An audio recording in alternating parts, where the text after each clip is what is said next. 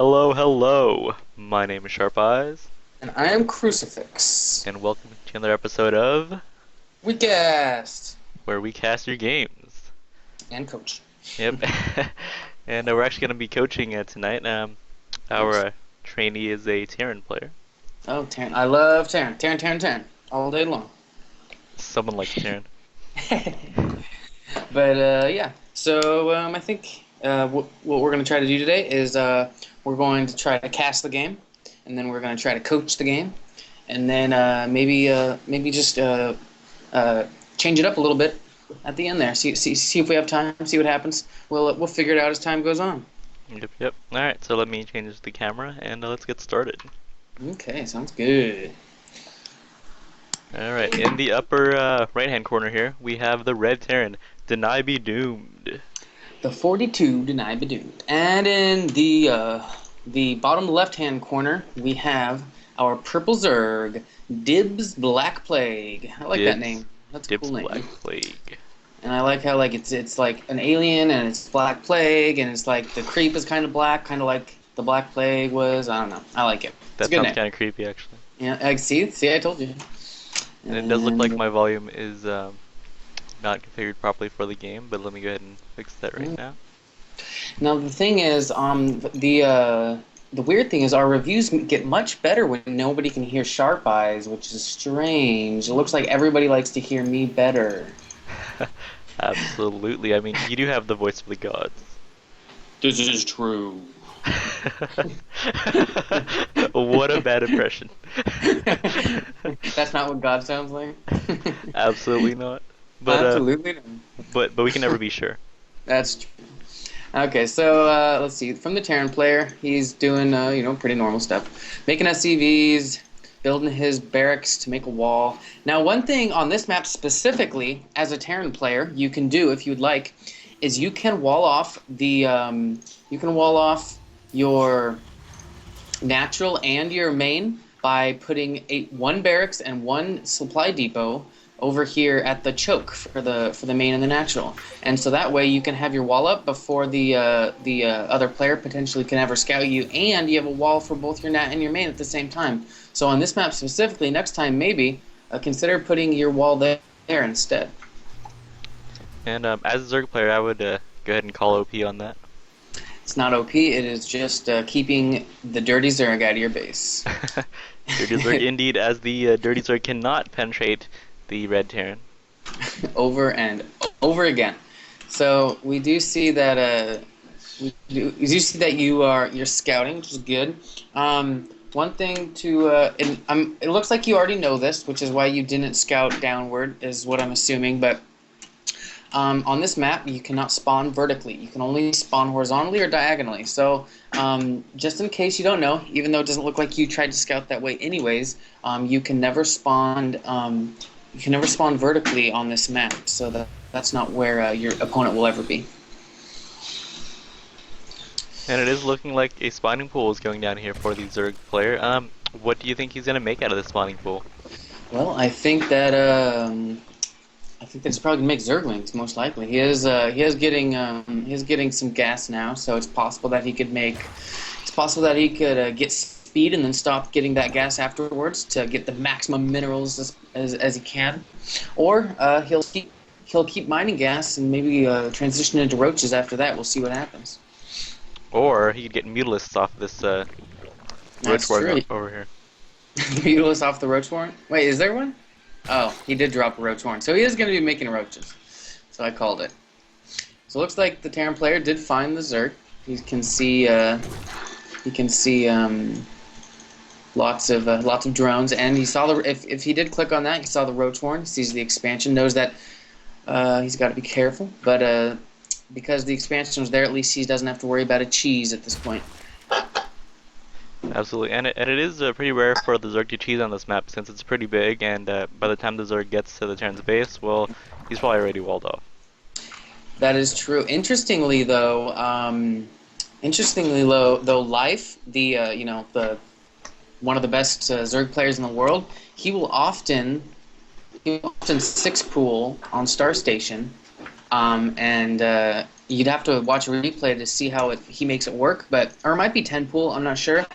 You'd have to watch a replay to see how he makes it work, but he often 10 pools on Star Station against Terran and wins, and he has an 80% win rate against Terran on the map. So pretty crazy, huh? That's pretty insane. And you don't, but unfortunately, I don't know any of the details of the build, as I don't know, as I'm not a Zerg player. But that's something you could probably look up for the future. Any of you Zerg players out there? But let's see if what we've got going from the Terran player here. He looks like he is teching up pretty hardcore. He has Marine Widows and Marine out. Sorry, Widow Mines and Marine out. So it's looking like he's going to Bio Mine, which is good against Zerg, but it is hard as well. So that's something to keep in mind if you're having trouble against Zerg as a Terran player. Try going mech instead until you get the micro and the control you need to be able to properly do bio mine. Because against Balins, you can find yourself in a lot of trouble. Yep, those little green balls of death like to destroy those Marines. Indeed, and it is looking like the Terran is going to go in for a little bit of draw play. What kind of build's coming from the Zerg player? Is it some sort of just a roach drone up, fast expand, creep spread type situation? It looks like a pretty typical build here by the Zerg player. I mean, we do see that he's trying to saturate both of his bases here, and is taking up to a lair at around 8 minutes. Yeah, so it is looking like the Roach Warden was primarily for defensive purposes, just in case the Terran decided to go with some Hellion play. I see. So is this normal for like as long as the player doesn't feel any pressure? Is it normal to only have 2 Zerglings at the 8-minute and 30-second mark, and just drone up until then? Absolutely. I mean, every Zergling made is 1 less worker for Zerg, and That's true. But sometimes Zerg players will go up to even 4 or 6 Zerglings as long as it's not too much. Okay. And it does look like a drop is going down here. The Spore Crawler will be taking out this medevac here. Indeed. But lots of damage will be happening. The Widow Mine still hasn't been buried. It is eventually going to get buried here, but in a position that is probably going to end up not doing too much damage. The Roach, yep. I don't think a single Roach died there. If we look at the units lost tab, the Terran definitely lost more in that engagement than the Zerg did, 600 resources to 400 resources. I think that could have been a lot more effective if if number one, the Terran player scouted those spore crawlers, and maybe he might have even wanted to turn back after he saw double spore crawlers.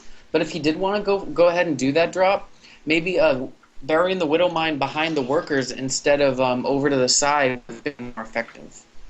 Absolutely.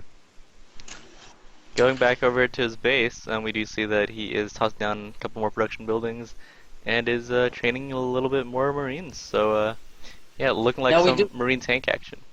Indeed, we do have 3 barracks and a factory and a starport, which is just about what you want as far as a two base production. He is going to be making a couple more barracks, which and it's looking like despite the engineering bay being there, he's going to hold off on the upgrades for now for a little bit more production. Not sure if maybe he could have used those extra minerals that he had for the barracks for upgrades instead. We'll see. It looks like the Zerg did take his 3rd. What do you think the end game strategy for the Zerg is right now? As of now, his timings are pretty late, but it does seem like he's going for some Hydra Roach Ling play here. I'm not sure if we see a Baneling nest anywhere, but yeah, looks like Roach Hydra. The Roach Hydra is pretty darn good. The Hydras do some pretty crazy damage as long as you keep them in the back of the Roaches, so that could be pretty good against the heavy Marine play of the Terran. Now, the Terran player does have 2 reactors and 1 tech lab on his barracks, and those are the ones he's producing off of right now. So he is naturally going to have many more Marines than he has Marauders. I think let me look. He only has 1 Marauder on the field right now and 36 Marines. So yeah, very Marine heavy. This can often happen when you don't have enough minerals for your production. And the reactor barracks are first on your hotkey. You'll continually attempt to make units, and you'll only get to the Marines, and you'll never get to the Marauders because you run out of money before you get to that barracks. So that's probably what happened to the Terran there. So it does look like the Terran is moving out towards the Zerg base. Going to the units tab, we see that the Zerg only has a minute army at this point. Will the Zerg notice in time and react with the units? Well, the Zerg does have 25 roaches and 15 Zerglings. It's not anything to laugh at, but it is smaller than the Terran army for sure, especially with stim and tanks on the field. This medevac has to be careful. Okay, it's fine. The Zerg player is going to see this pretty soon, as he is going to have to go on to creep, and it's looking like a lot of Banelings being morphed. And this is what I was talking about earlier. How this could be this could definitely be a potential. Let's see. He does end up getting to cancel a couple of those Banelings. Now, Sharp Eyes, does one have to manually cancel the Banelings, or does it just happen if they get killed? I'm actually not 100% sure about that, but I think they do get cancelled. I see. Now it is looking like the Terran player is just going to try to set up a contain for now. Zerg player does try to keep his base. Oh, some very good micro from the Terran player. Is most likely going to the tanks will go down, but he should be able to take out the rest of these roaches.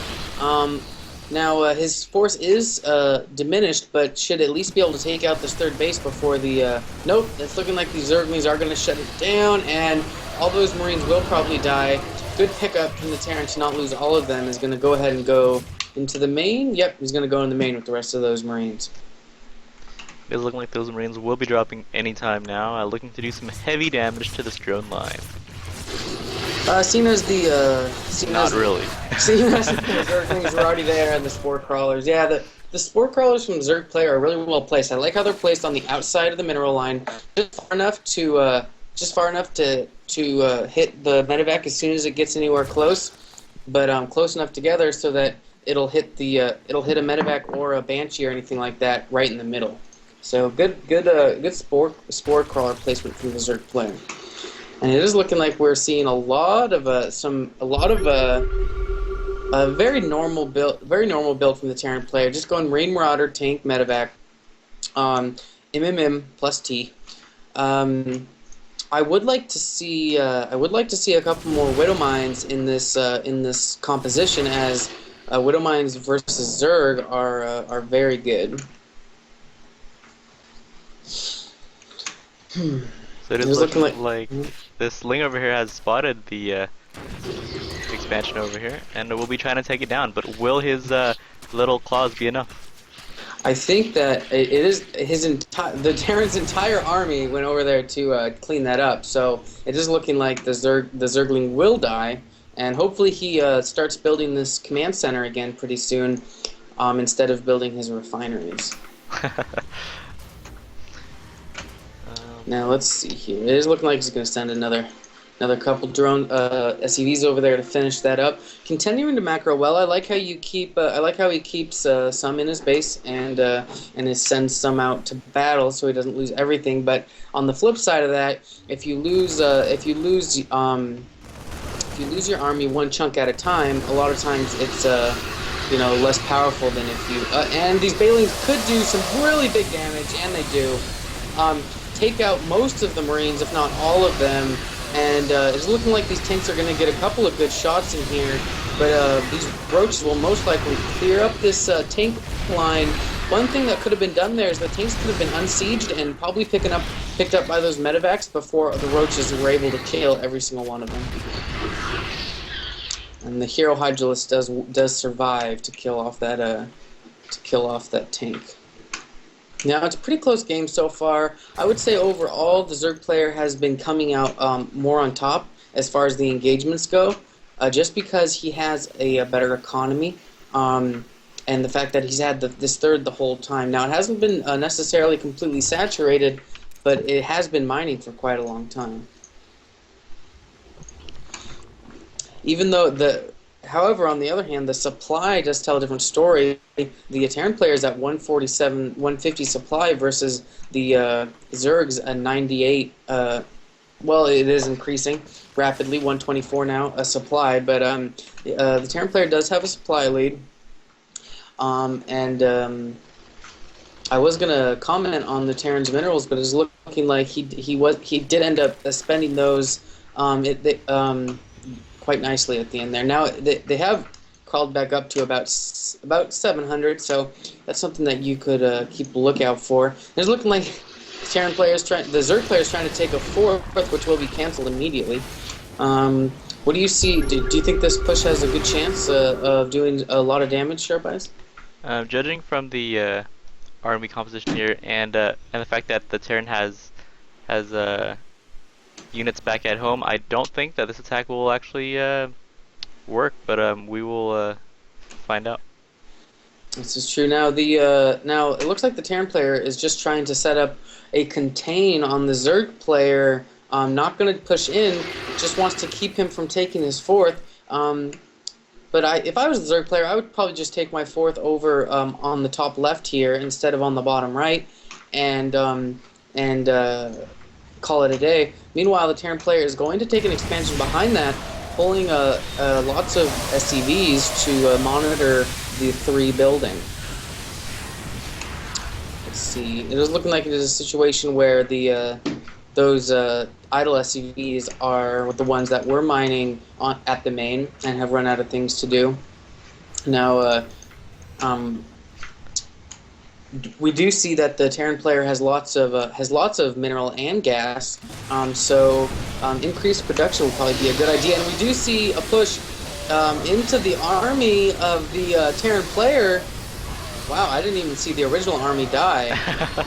We might want to do a Sharp Eyes rewind, as I like to call it. Sharp Eyes rewind. Sharp Eyes rewind. Well, since we're actually gonna go over the replay again, that's true. We can just keep going. We won't. In this case, we won't do sharp. Okay, I won't say it again. Sharp Eyes rewind. But yeah, it was a pretty good game. It looked like the Zerg was able to just make an overwhelming force that was able to kill both the front and backup force of the Terran army, and eventually there was just a little too much for the Terran player. Alright, so we're going to restart the replay. I'm going to switch the camera back. And now in this section, we're going to... Oh yeah, go ahead. So now we're pretty much just going to go over the pros and cons of the Terran's play, and give them some tips and give them some gameplay analysis. Give them some tips indeed. Now, Sharp Eyes, let's play a quick game real quick before we coach.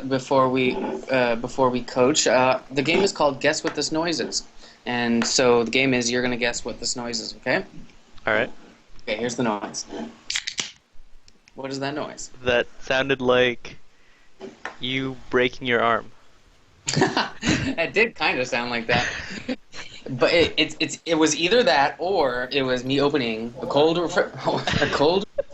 refreshing Coors Light. Huh. That's actually kind of creepy. I mean, I'm just picturing you over there just breaking your arm every time you open a Coors Light. That would be really painful. Now, what it actually was I was doing both at the same time to trick you. Ah, what a crafty one. Yeah. Okay, let's do this. No. One more. One more what? Okay. Name this noise. Okay.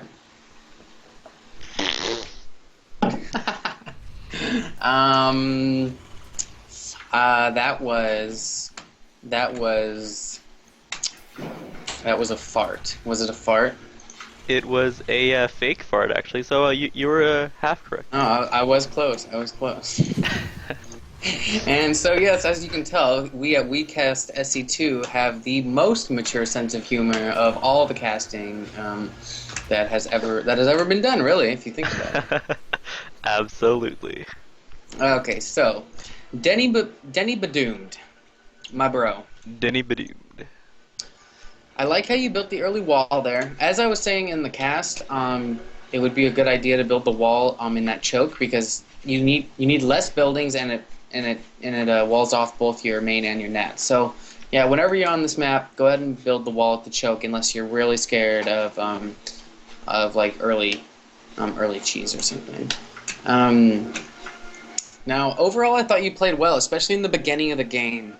I thought the beginning was really good, especially when like your micro against the Bailings during your first attack was good.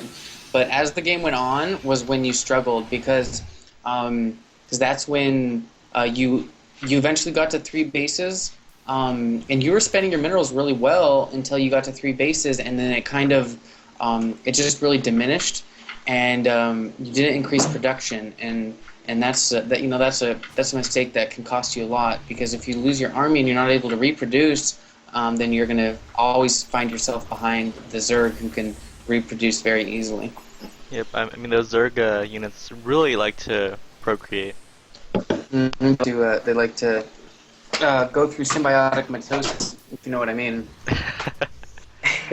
All right, um, so Crucifix, I have a yeah. question for you. What's that? So off of two base, or three base rather, how many barracks should the Terran player build?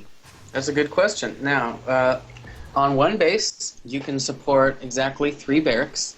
On two bases, you can support three barracks up until you get 24 SEVs on your mineral line, which you don't really want to have at any point anyways. So yeah, three barracks on one base. You can support either five barracks, or you can support three barracks, a factory, and a starport on two bases. And on three bases, you can support you can support either nine barracks, or you can support five barracks, a starport, and two factories. The more you know. The more you know. All right, so we're gonna go in for a little sharp eyes pause here. The sharp Okay. eyes pause. All right, so we notice here that the Terran player is going for a 1-1-1 build. Crucifix, what are the pros and cons of a 1-1-1 build versus a triple barracks opener? the Zerg is going for a 1-1-1, or the No, pro? The obviously Terran. not. Oh, obviously, because I thought there was a new build out that I didn't know about. Well, because the advantages of 1-1-1 is that it's real solid. It's basically the bread and butter of the Terran race. You got your medevacs to heal your Marines and Marauders. You have if they make mutas, you have Marines. If they make roaches, you have Marauders. If they make Hydras, you have Stim with the Marine and the Marauders, and so there's and if they make ultras, you already have those Marauders out there. So there's a lot of good about the 1-1-1 build, but it's also that's kind of what makes it good is also kind of what makes it bad, because no matter because all those things that you have, there's always going to be a limited amount of them, because you were spending your minerals on getting those others as well. So it's a very safe build, but it's also it can be it can also be a detriment if so. Say the Zerg player goes mass roach, and say they go mass roach, you can find yourself in a situation where you don't have enough Marauders, because and they get through your Marines really quickly. You don't have enough Marauders to be able to mitigate how many roaches they have, and so a lot of times what's better to do is to scout early and often, and make your unit composition reflect the units that the other player builds. Right, right. Crucifix, one more quick question before we resume the game.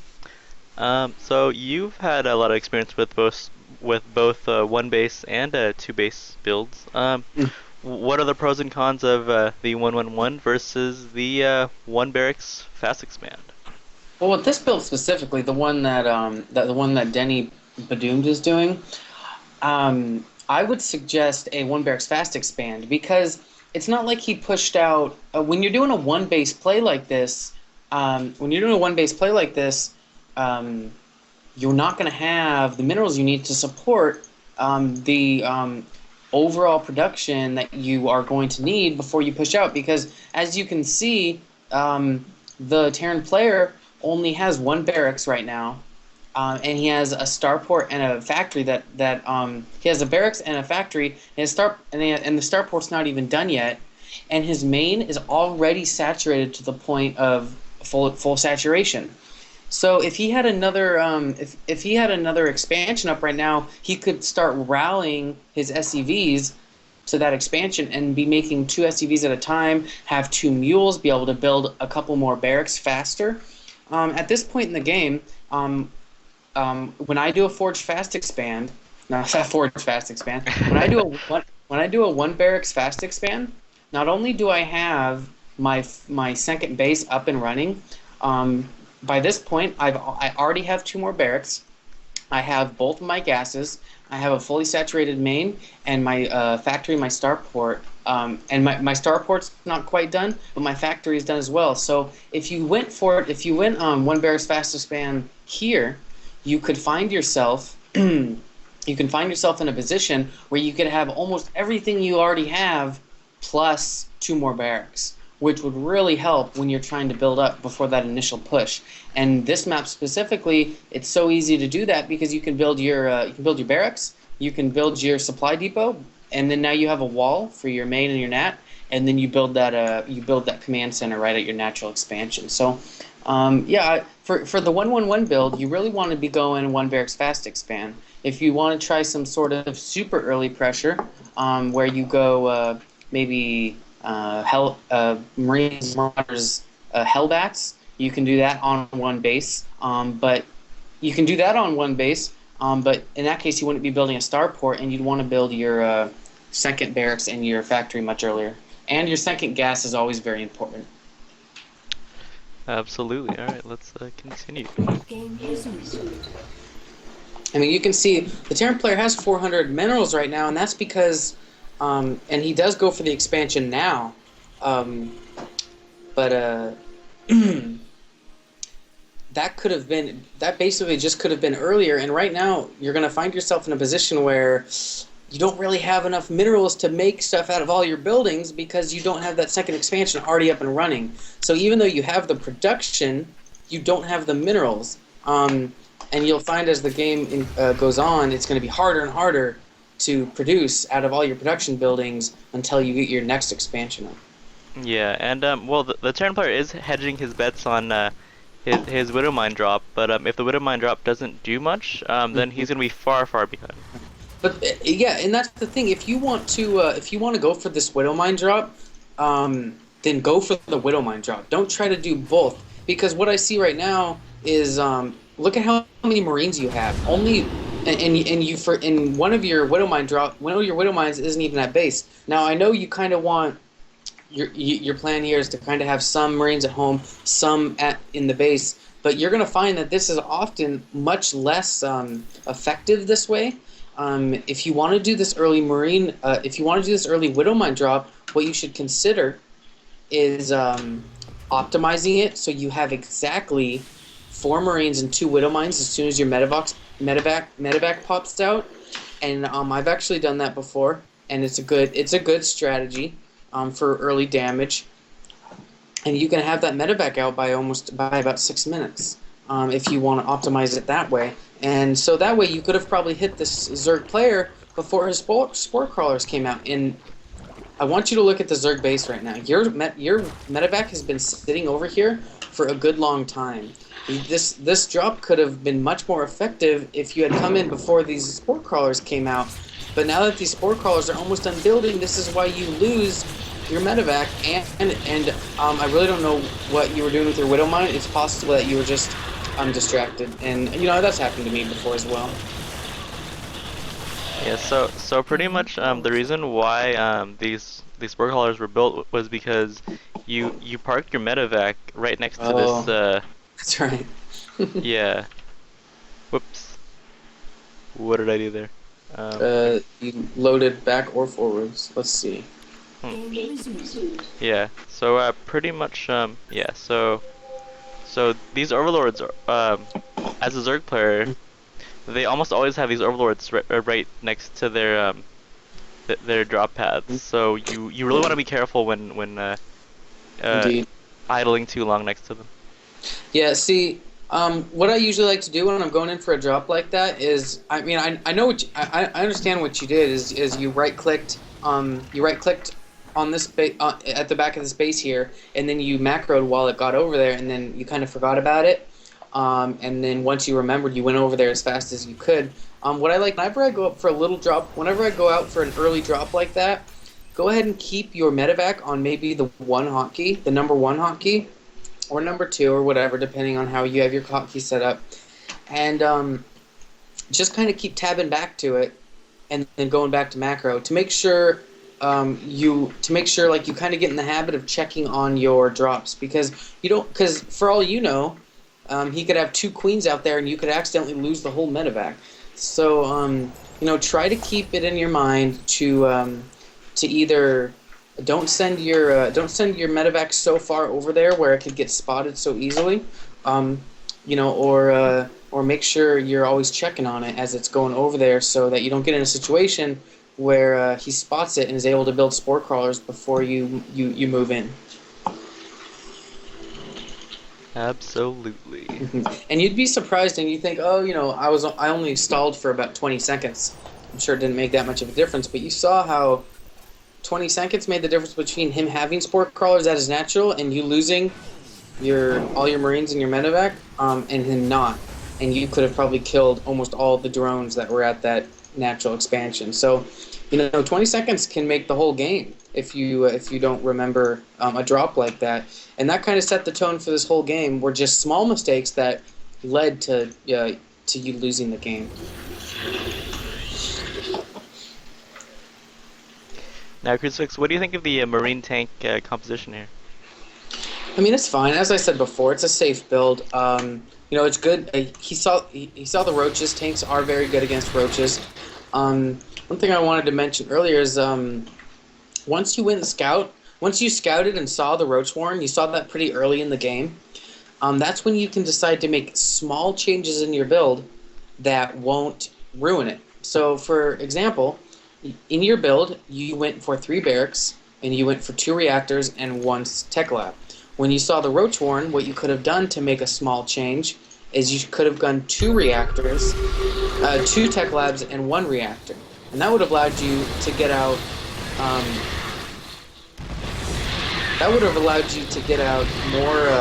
more marauders to counter the roaches that you knew were coming. Absolutely. What do you think he could do better in this engagement, Sharpeye? I think that if he would have built more marauders right here, I think it would have been devastating for the Zerg player. Yeah. But go ahead. But I do like his micro here, as he pulled back from those Banelings very nicely. Yeah, the micro was very good, and like I was saying, Banelings are much worse against marauders than they are against roaches, because the Banelings have bonus versus light. So marauders would have helped you with not only the roaches but also the Banelings. So that's something to keep in mind when you're playing a Zerg players. A lot of times marauders can be better. Also, when it comes to drops like this, don't be afraid to pull back. If you see spore crawlers and you see Zerglings coming out of your peripheral vision, there's no shame in just turning around, because you could have 8 more Marines and another medevac, and instead it did no damage and you lost everything. So. Yep. Also, one tricky thing is you can actually park your medevac somewhere close by, just in range of the Zerg, but not to where that they can kill it. So pretty much you're threatening them with a drop. Mm-hmm. Right. Which is a lot better than just simply trying to drop in and then just trying to kill 1 or 2 drones and then having your whole army get wiped out. And if they ignore that medevac, if eventually they say, whatever, I'm just going to ignore it and I'll let the spore crawlers deal with it, what you could do is 1 Marine can kill a drone as long as the drone isn't sent to, as long as drones aren't pulled. So what you could do is if they choose to ignore it, boost in there, drop a Marine, boost out, and go back to your spot, and then just kill as many drones as you can with that 1 Marine until they respond, and that'll that'll allow you to do. It's basically kind of like doing 8 teeny little drops over and over again, and that'll force the Zerg to respond to that, and eventually you could even force the Zerg to go into mutas just because they're so annoyed about your medevac. And that's something that one medevac with 8 Marines can do instead of dying in a terrible burning fire of death. So pretty much the Chinese water torture technique, where Exactly. one drop over and over and over. It's only a teeny one, but it's over and over and over again. Back to the replay. One thing I wanted to say about your build order is you built these 2 extra barracks here, and by the way, I think the way you're spending your money is pretty good, or at least it has been up until here, and this is when you start to struggle a little bit more, but it's still good. It's still good. You still have low minerals. I think you ended the game with about 1,000. So at some point it does get a little out of hand, but so the amount of production you have right now is the amount of production it's a fine amount of production on 2 fully functional bases, but the fact is your main is almost out of minerals, so you do not have a fully functional main, and your natural is oversaturated, so you're not going to find yourself in a position, even though you have a lot of minerals right now, that's because you're not producing as many units as you could off of all your barracks, and so you're starting to build up minerals.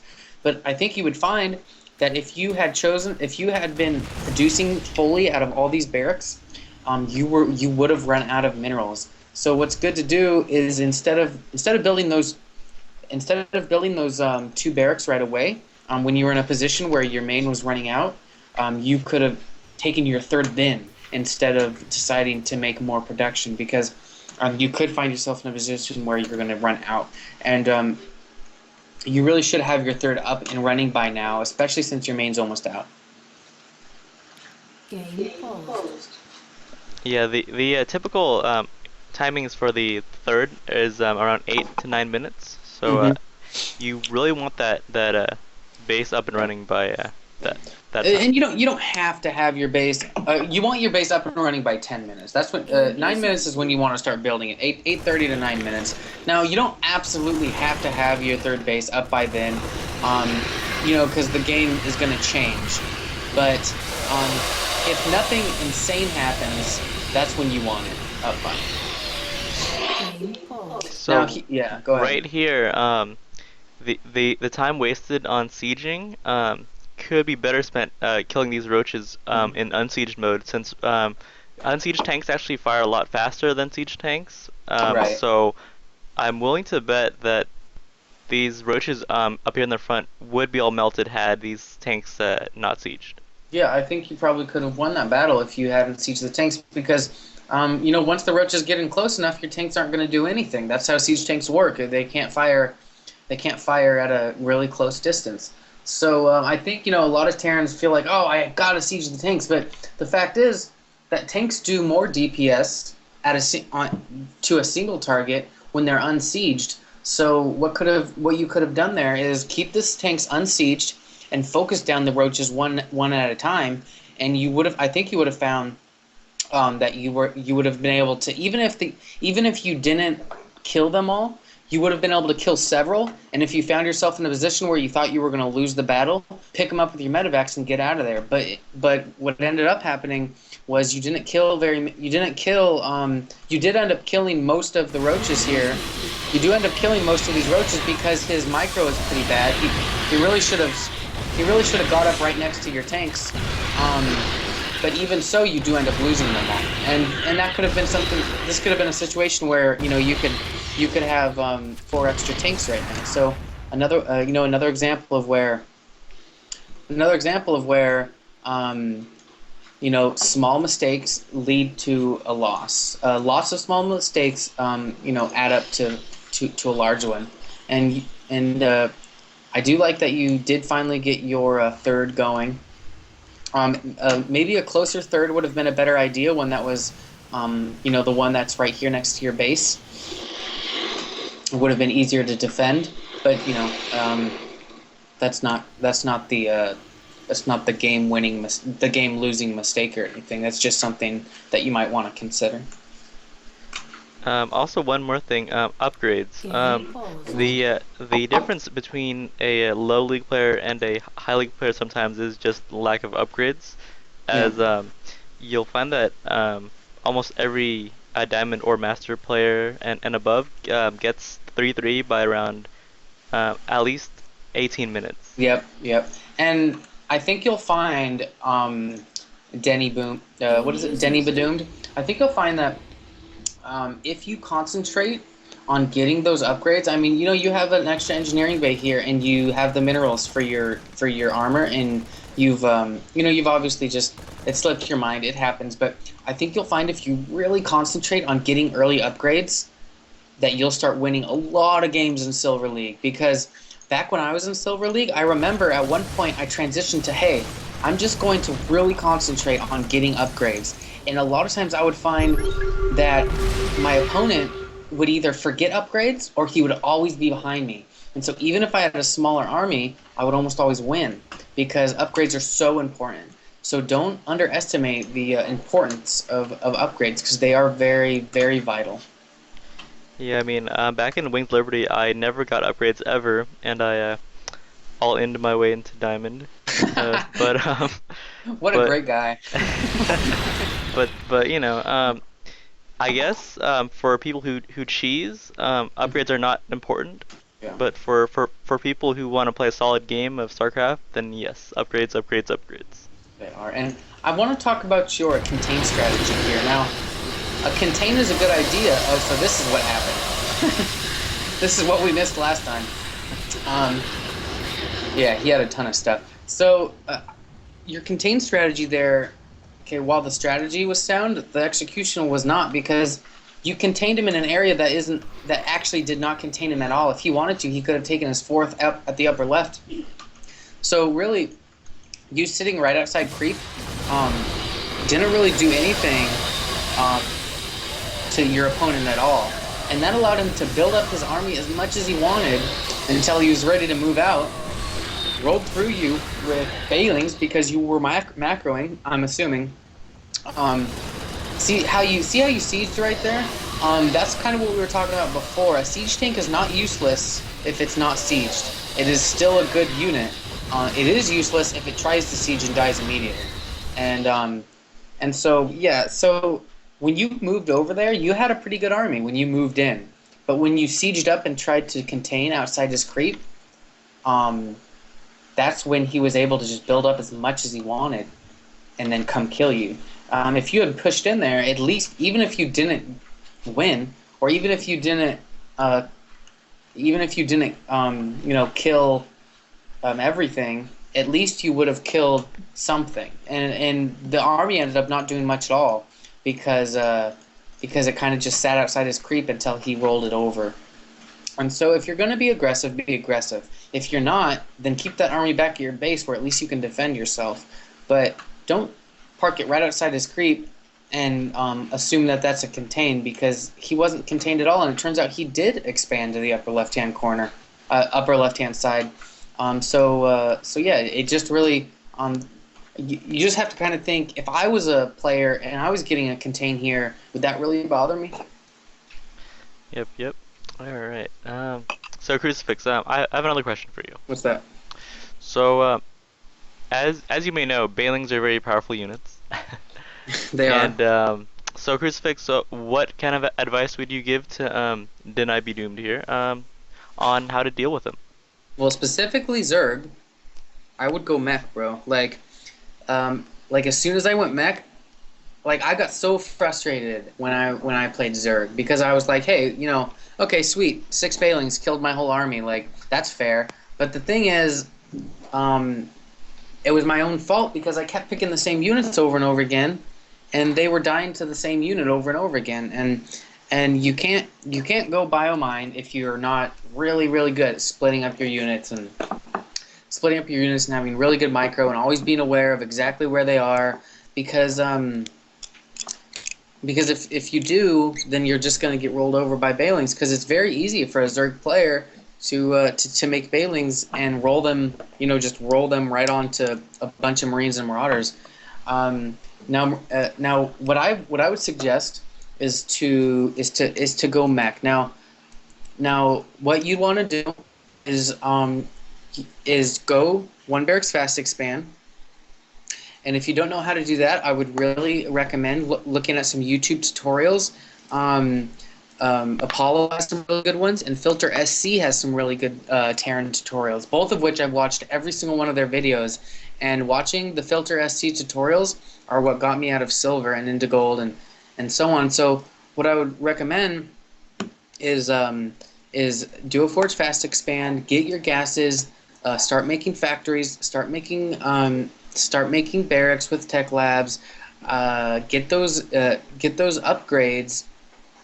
And here's what you should be doing versus Zerg. You should be getting turrets on your mineral line by 10 minutes to watch out for mutas. You've got to be getting Hellbats. You've got to be getting Marauders. And depending on how your build is, you can either get some Marines if they're going heavy muta. If they're going heavy muta, you're going to want some Marines. If they're not, if they're going something like he did, where he goes Roach, Hydra, Bailing, then you're like, okay, sweet. Roach Hydra, I can handle that. You go Marauders, you go Hellbats, you go Thors, you go tanks, you go Vikings, just in case anything funny happens, and you think, oh, Vikings, they're okay. But honestly, in a game versus a Zerg where they don't go air, Vikings can be very useful for just hunting down overlords, supply blocking the Zerg, making sure if he does transition to muta at some point, you have something until you go Thor. So yeah, I would say, and you're going to be very satisfied when the Zerg player comes in with 6 or 7 Bailings and only kills 6 or 7 of your units, which is a much better trade than killing, 50, which is the worst. So yeah, really, so many people are going bio nowadays. All the GMs are going bio, and people will watch those pro games and be like, "Oh, they're going bio mine. I better go bio mine." And I don't have the control I don't have the splitting and the control to go bio mine versus Zerg. It's too hard. It's too hard for the Terran, and it's too easy for the Zerg to counter. So, especially in the lower leagues, you can't unless you're very confident in your micro, you don't want to be doing something that's too hard for you just because you see the best players do it. Go mech for now, and then as you develop as a player, that's when you can start doing more advanced strategies. But don't make life harder for yourself by going bio. When you could go mech and make life much easier for yourself. Absolutely, and also, we were talking about the whole, dropping one Marine at a time and blah blah blah, stuff like that. But the more important thing to note here is that if you can't handle it, then don't do it. Right, exactly. Like so many times people say, "Oh, Flash just did this thing where he like microed his SCV in a circle for like 10 minutes to make sure that the Zerg player couldn't take their natural expansion." And then you'll go try that and then forget to build SCVs for 5 minutes or something, Like if don't do something teeny and something huge is the main thing. Yep. All right. Well, it is looking like we only have 10 more minutes or so. So let's go ahead and do this segment of the show where we list 20 things that I thought we did Denybedoomed can work. No, nope. I thought we did 10. This time it's gonna be one every 30 seconds. This is the worst. This is the worst. Okay. Fix, you start. Upgrades. Your upgrades were okay, but like you were only researching to attack by like 20 minutes. So I mean, it's not like you completely ignored them, but for the most part, your upgrades could have been much faster. All right. Number 2. Work on your APM. Now I know it's kind of hard to up your APM when you're in the lower leagues, but try hotkeying buildings and army units, and and change from your army building, from your army to your building to your army, and then just practice getting used to hotkeys. That'll naturally increase your APM. Indeed, it will. And hotkeys are really hard to get used to. And kind of a lot of times when I think of them, it's like I don't really want to use a hotkey because I'm so used to just scrolling with my mouse. But once you start to get used, once you force yourself to try, it gets easier, and then you realize, wow, I can't believe I ever did it. So yeah, just do that. Number three. Number three, take an expansion. Take expansions earlier. So don't let your main run out before you take a third expansion. You don't want the situation that you had where your idle SCVs are just waiting around for your third to build. This is never something you want, and you should really try to take your third expansion. If you ever find yourself with extra money, if you're like, oh, I have 500 minerals, go build a command center. Even if it's just in your main base, you can float it somewhere later. Right. Number four. More map control. I mean, your map control is okay, but it's actually very vital to comp-set your opponent at around the 730 mark to figure out what he has and to respond to that with units accordingly. Okay. Number what? What's the number? Number I don't remember. Number 19. No, I'm kidding. Okay, I think I we're think at it was number 6. 5. Right. 5 or 6. Let's just say it's 6. Okay, we'll do 5. You know what?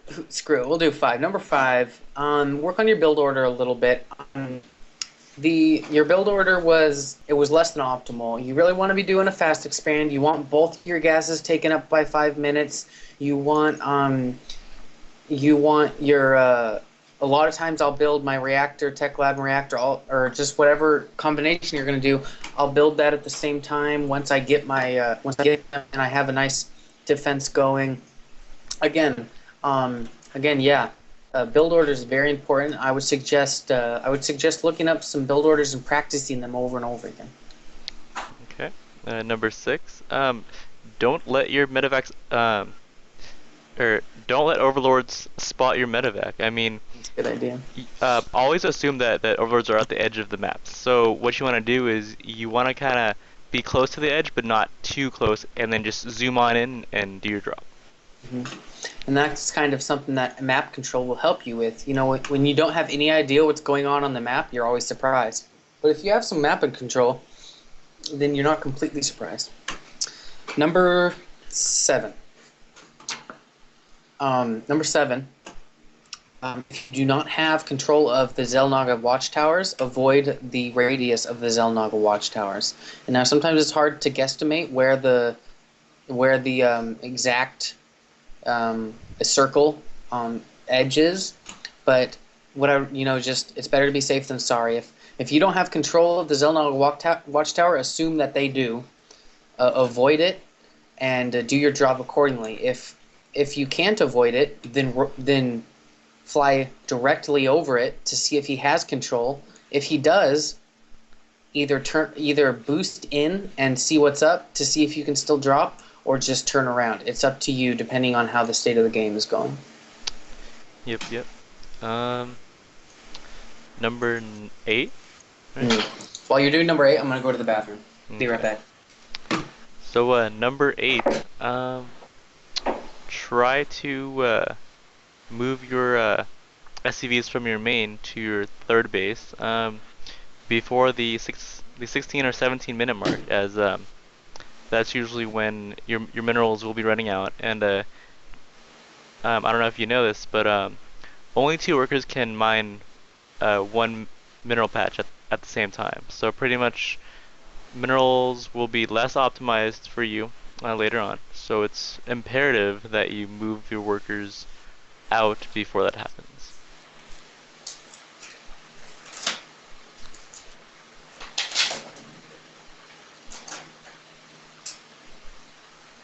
And we will wait for Crucifix for number 9.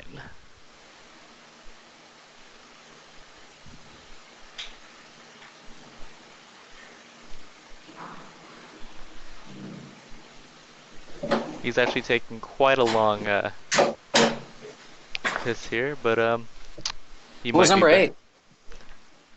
Oh, number 8 was moving moving his SCVs to his third earlier than around 16 to 17 minutes. Oh, right. And that'll all come in with making your third early as well. Yep. Number 9. Number 9, watch YouTube tutorials, Terran YouTube tutorials. There's such a good bank of them. There's, I mean, I think like there's Apollo's original there's Apollo's original Terran tutorial. You be a little careful when you're looking at a Wings of Liberty tutorial because some of the things that they say aren't going to be effective anymore. You know, you don't have to research siege mode anymore.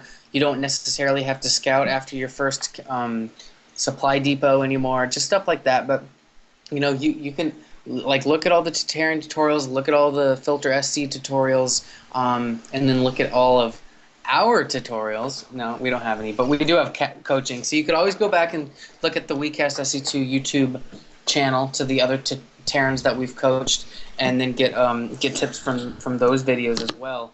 So all things that you can do to make yourself a better player. Absolutely. What number is this now? 9. Number 9. Wait, no, number 10. Sorry. Number 10. So always We're gonna have run out of time. so always have a goal in mind when you're playing. A lot of players will just play and they'll be, oh, okay, you know, I'm playing some StarCraft, blah blah. But it's actually really important to have a specific goal in mind. So next time when you're playing, it's like, well, my goal for this session is to, you know, hit to hit at a right at the right time, or to not miss any SCVs, or don't Get upgrades, yeah, just Yeah. Hmm. So it's very important to set goals for yourself. Right. Play custom games and perfect your build order would be number 11, or number 10. What I used to do is I would get a build order, and this is, you know, eventually you're going to get to the point where you know the basics and you're able to just change your build order without having to practice it over and over again. But at first what I had to do when I first heard about the One Barracks Fast Expand is I got the build order, and then I would just go into a custom game and I would try to do it, and and then wherever I would mess up, I'd watch the replay, I'd fast forward until I messed the build order up, and then I'd start from that point. And so I would take command of the game from the point that I messed up and then do it right, and then play through till the end. And then I'd do it again and again and again until my replay was perfect. And then I'd start from the beginning again and try it again. And eventually I was up to the point where I could get to the 10-minute mark with a One Barracks Fast Expand with a perfect build order and push out. You know, and if you're able to do that, you can have a really strong force and a really good economy. And so that's one thing I would recommend, is to to play a custom game against the computer. Doesn't even have to be a hard computer, because all you want to do is focus on your build order and then just practice it over and over and over again, because Terran is very build order specific. Yep. Number 11, right? Number 11. Yeah, but it does look like we're out of time. You want to keep it at 10? Actually, yeah. Yeah. Let's keep it at 10. Sounds good. All right. So, yep. I hope you enjoyed the coaching session here. Yeah, I thought any questions that you guys have about the session or anything we said, any complete mistakes we made, anything we can do better, let us know. Yeah, that'd be great. Yep. And Denybedoomed, if you enjoyed this coaching session, please leave us a review on the nerdupgrades.com website. We would greatly appreciate that. Yeah, it would really help us out. Thanks a lot, man. Yep. All right. Well, once again, my name is Sharp Eyes. And I'm Crucifix. And until next time, Keep on playing. keep on swimming.